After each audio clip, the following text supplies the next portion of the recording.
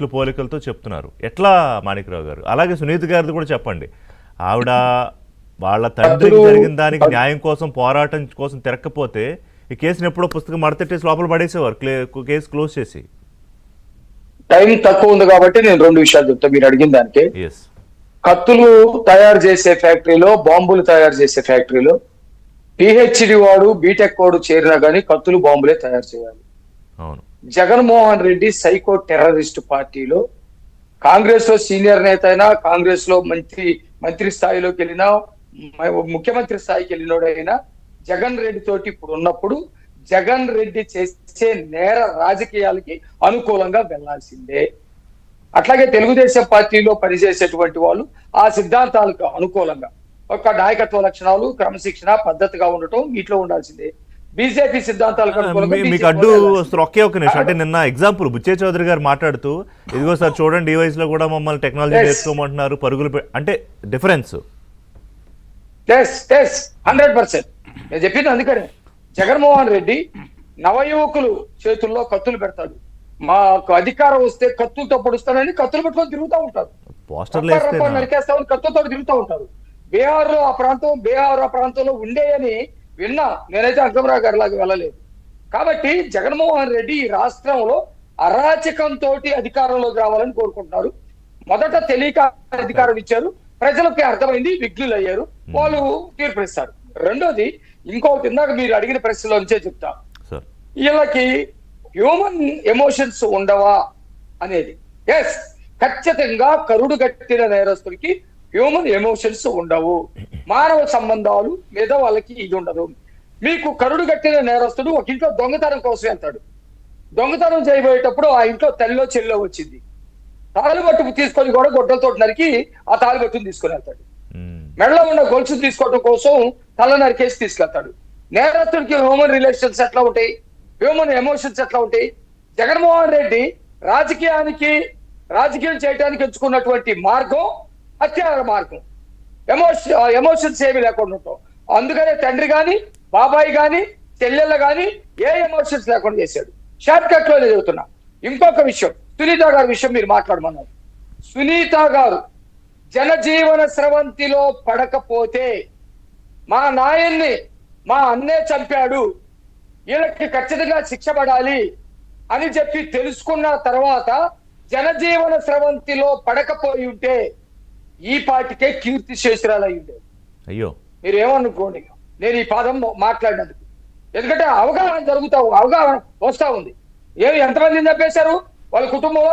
Paritala Ravi murder కేసులో ఎంతమందిని చంపేశారు? అంటే అంతవరకు వెళ్ళారు వాళ్ళే, ఆమె వాళ్ళ హస్బెండ్ వాళ్ళ మీద నెపం నెట్టారు. ఫస్ట్ చంద్రబాబు, తర్వాత వీళ్ళ మీద తోశారు. కానీ మరి హత్యలు చేసేంత దాకా వెళ్తారా? 100% అండి. మీకు అప్పుడు వివేకానంద రెడ్డి కేసు విషయంలో ఎవరు బతుకున్నారో చెప్పండి. ప్రధానమైనటువంటి సాక్షులు ఎవరు బతుకున్నారో ఇప్పుడు చెప్పండి. ఈసీ గంగిరెడ్డి కానివ్వండి, ఈ పేర్లన్నీ ఉన్నాయి. అవును, 5-6 ఎంతమంది చనిపోయారు. అక్కడికి వాచ్మెన్ ఈసీ గంగిరెడ్డి అనుమానాస్పద మృతి, కోవైట్ గంగాధర్ రెడ్డి అనుమానాస్పద మృతి, driver Narayana out, YS Abhishek Reddy ఉన్నటువంటి అవినాష్ రెడ్డి కాదు, Abhishek Reddy out, watchman Ranganna out. ఇంకెవరున్నారు? ఈమె పోరాటం చేస్తా ప్రజల్లో ఉంది, రాజకీయ పార్టీలు అండగా నిలబడి కోర్టులకి, సిబిఐకి తెలిసింది. లేకపోతే ఆ రోజు అన్నా నాకు న్యాయం చేయండి అని చెప్పేసి ముఖ్యమంత్రిగా ఉన్నప్పుడు వెళ్ళినప్పుడు నోరు మూసుకొని ఇంట్లో కూర్చో అన్నప్పుడు ఆమె బయటకు వచ్చి చెప్పి ఉండకపోతే, నోరు మూసుకొని ఉంటే ఏమయ్యేది? ఆమె పరిటాల రవి కేసులో ఉన్నారా? ముద్దుసీలు ఉన్నాడా? ఇంకొకడు ఉన్నాడా? అంటే ఒక నేరస్తుడు ప్రధానమైనటువంటి ఒక తీవ్రమైనటువంటి కరుడుగట్టిన నేరస్తుడికి ఉండేటువంటి లక్షణాలు నేరం చేయటం, సాక్షుల్ని చంపటం. ఆ పద్ధతిలో జగన్మోహన్ రెడ్డి ముందుకెళ్తా ఉన్నాడు. నిజంగానే ఇవన్నీ కూడా మేము వాస్తవానికి చరిత్ర తెలుసుకునేవాళ్ళం. గతంలో గురజాడ అప్పారావు గారంటే ఏంటి, కందుకూరి వీరేశలింగం గారంటే ఏంటి, లేకపోతే మావోయిస్టు పార్టీలో చంద్ర రాజేశ్వరరావు అంటే ఏంటి, ఇలాంటి చరిత్ర తెలుసుకునేవాళ్ళు రాజకీయాల్లోకి రావాలంటే. జగన్మోహన్ రెడ్డి వచ్చిన తర్వాత జగన్మోహన్ రెడ్డి అంటే ఏంటి, రాజారెడ్డి అంటే ఏంటి, వాళ్ళ తాత అంటే ఏంటి, ముత్తాత అంటే ఏంటి, ఏ చెప్పులు చేశారు, ఏ నేరాలు చేశారని తెలుసుకోవాల్సి వస్తా ఉంది. నిజమే, ఇవన్నీ ప్రజలకు చెప్పాల్సినటువంటి బాధ్యత కూడా మా మీద ఉంది. ఒకటి చెబుతున్నా, రాజకీయాలంటే తెలుగుదేశం పార్టీకి సంక్షేమం, అభివృద్ధి, రాష్ట్రం యొక్క పరువు ప్రతిష్టలు కాపాడటం, అదే క్రమంలో రాష్ట్రాన్ని కాపాడుకోవటం.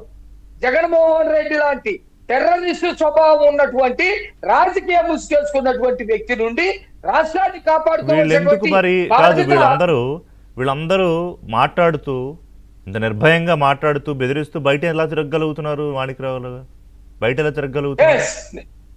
నేను అంటున్నా, ఒకప్పుడు పీపుల్స్ వార్ మీద నిషేధం లేదు. పీపుల్స్ వార్ కొన్ని నిర్ణయాలు తీసుకున్న తర్వాత నిషేధం అయింది. మావోయిస్టుల మీద నిషేధం లేదు.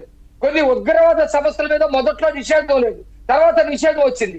ఇతను బయట ఉండి రాజకీయాలు చేయట్లా, అడవుల్లో ఉండి రాజకీయాలు చేయట్లా, రాజకీయ పార్టీ పేరు పెట్టుకున్నాడు. ఒక పెద్ద కాంగ్రెస్ పార్టీకి వారసుడిగా ఉన్నటువంటి వాళ్ళ బాబు పేరు పెట్టుకొని తిరుగుతూ ఉన్నాడు. లేకపోతే ఇది నిషేధించాల్సినటువంటి రాజకీయ పార్టీ.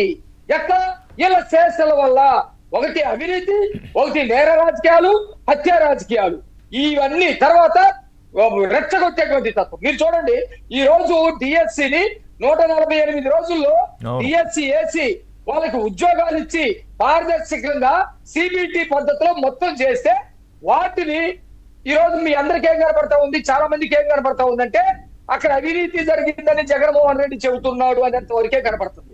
కానీ దీని లోతైనటువంటి విశ్లేషణ ఏంటంటే, ఎవరైతే ఇప్పుడు 16,347 మంది టీచర్లు అయ్యారో వాళ్ళందరిలో అభద్రతా భావాన్ని క్రియేట్ చేయాలి, వాళ్ళందరిలో ఆందోళన క్రియేట్ చేయాలి, లేకపోతే ఇంకోటి గందరగోళం చేయాలి, ప్రభుత్వం మీద అపకీర్తి తీసుకురావాలి, ఒక రకమైనటువంటి సంఘటనలు సృష్టించాలి.